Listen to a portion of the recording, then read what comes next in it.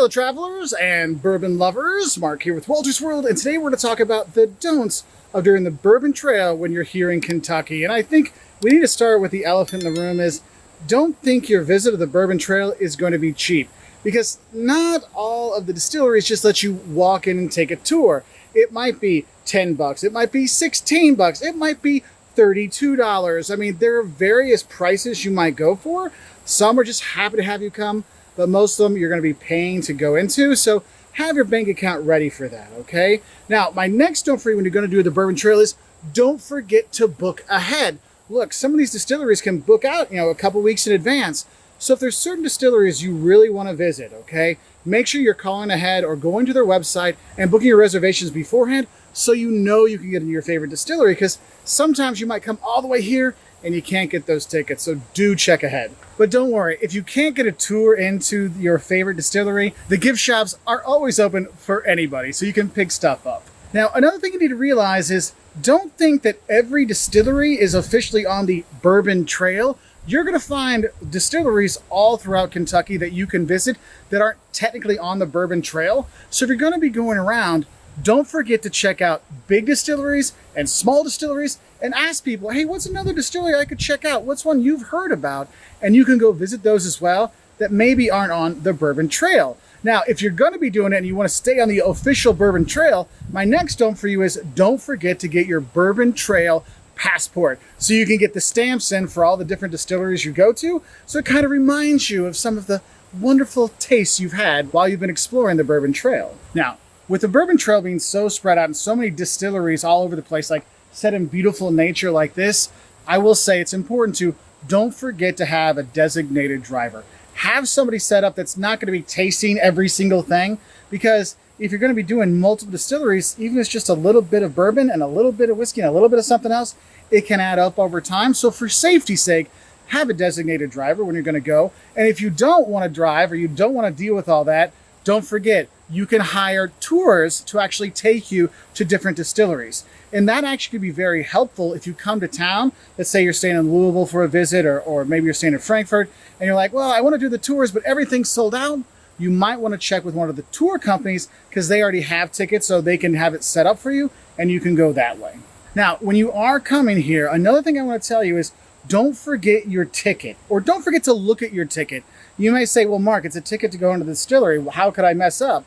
Well, the thing is, some distilleries have multiple tours, and you might just be going for a half-hour tasting instead of the 80 or 90-minute tour, okay? So make sure you look on that ticket. If it's, 10 o'clock tasting or 10 o'clock whole history tour, it can make a big difference. Another don't I have for you is when you do the tour and you do the tastings, don't just slam them down. Savor them, okay? Smell them, sniff them, get that bouquet, get the real aroma and everything from all those different bourbons, all those different whiskeys, because then you start to really appreciate the differences when they're going through the different ones you're tasting, and you might find something new that you love. And that's why my next don't has to deal with the gift shop. And that is, don't forget to buy bourbon, or if you want to get some of the rye whiskeys or whatever, that you can't get at home. I love Woodford Reserve, but I can get that at home. When I went to their distillery, I didn't buy what I can get at home. I bought the stuff I couldn't get at home. And when you're going around, you're going to see that, there's whiskeys I've never heard of, bourbons I've never heard of that I love. Buy those and take those home versus stuff you can get back at home, okay? Also, another thing at the gift shop, don't worry, like I said, the gift shops are always open, but don't forget to get the candies. Look, it's kind of like a thing. We've got our bourbon, we've got our whiskey, versions. Maybe we'll have a gin or something else. We have our t-shirts, but we always have our candies. And whether it's a bourbon ball or it's just a bourbon-infused chocolates, or bourbon-infused, caramels, you're going to have a lot of different candies to get. So definitely buy some. Though I will say, don't forget it can get a little hot here in Kentucky in the summer. So if you're going to be buying the candies, buy that probably in your last distillery you're going to go to, because they sit in your car. They're probably going to melt. Now, when you're doing your tours of here, another thing I think is important when you're planning out, if you have limited mobility or maybe you got bad knees, don't think that this is an easy thing to do, because you're going to be doing a lot of walking when you're going through the distilleries. Maybe you're going to see the grounds at certain places and walk around and have a drink there. But there's a lot of steps, a lot of places you go, because, we want to see where the mash is bubbling up, and when you want to check that out, or we want to go see the barrels and walk through the barrel house. you're going to be doing a lot of walking. And so if you've got bad knees, bad ankles, maybe you want to call ahead and see is, hey, how many steps do we have to have? Because sometimes you might see that I can't do all of it. And because we saw a number of tourists that were like, oh, can you guys take us back because I can't do the walk, I can't do the stairs. So I wanted to have a heads up for it. That is not just a, ooh, there it goes, and take an elevator up. No, there's a lot of steps involved, okay? So be careful with that. Now, another thing I want to tell you is when you're doing your tastings, don't expect them to give you a ton of alcohol when you're there. You're going to get 2 or 3 sips worth of bourbon or whiskey or whatever their mixes are, but you'll get like 3 or 4 glasses of those 2 or 3 sips. So you get a nice range of flavors, a nice range of whiskeys and bourbons, but also the bouquets and the proofs of the alcohol. So you do get a nice thing. So don't just rush through it, because what you'll see is sometimes the flavors will change if you come back, okay?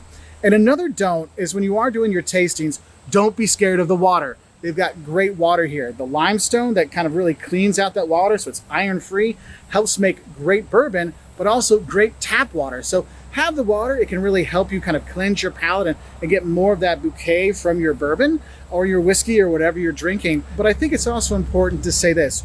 Don't forget to hydrate and feed yourself when you're doing the Bourbon Trail. Because even if you're only having a sip here and a sip there, if you don't already have something in your stomach to kind of keep yourself going, you can get a little tipsy just off these little tiny sips. So do be careful with that.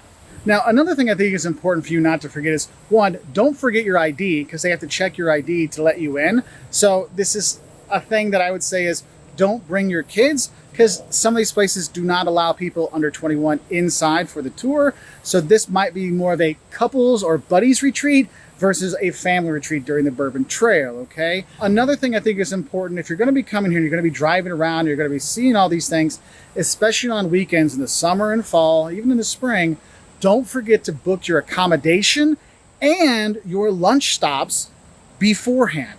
Because since we're out here in this beautiful nature, there's not a lot of accommodation nearby, okay? So you wanna have that. But also the restaurants, they have the tours that come through and they can pack up their restaurant from 12 to 2. And if you want to eat at that time, you might be out of luck. So just call ahead for some of the restaurants that are near some of the distilleries you're going to visit and get that reservation so you can have that fantastic fried chicken. You can have the barbecue and hoe cakes. I mean, there's a lot of great food to have while you travel around Kentucky in the Bourbon Trail. But if you don't have a reservation, especially on the weekends, you might be out of luck. And then I want to finish off with something that's a really important don't, and that is don't forget to look out your window and enjoy the nature that is here. These distilleries in some of the most beautiful parts of the U.S. So if you get a chance to stop and take in the creek with the clear water, or you get to see the horse farms going by, or you get to just see the farms that are there and the rolling hills, it is a beautiful part of the country to take in.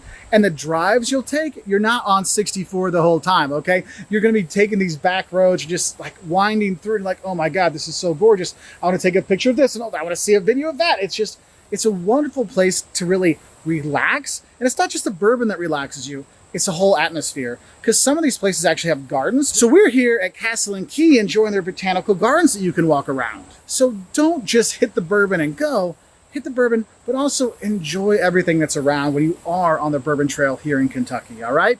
So I hope this helps you be ready for the Bourbon Trail, whether you're gonna be visiting with friends or some of your family. I do hope you have a great time. Otherwise, if you want to learn more, maybe the don'ts of visiting Kentucky, the don'ts of visiting Louisville, what to eat when you are in Kentucky, check us out on our website at woltersworld.com. We're also on Twitter, Facebook, YouTube, Pinterest, all those social media sites, and we'll say cheers to your adventure here on the Bourbon Trail. Bye from Kentucky.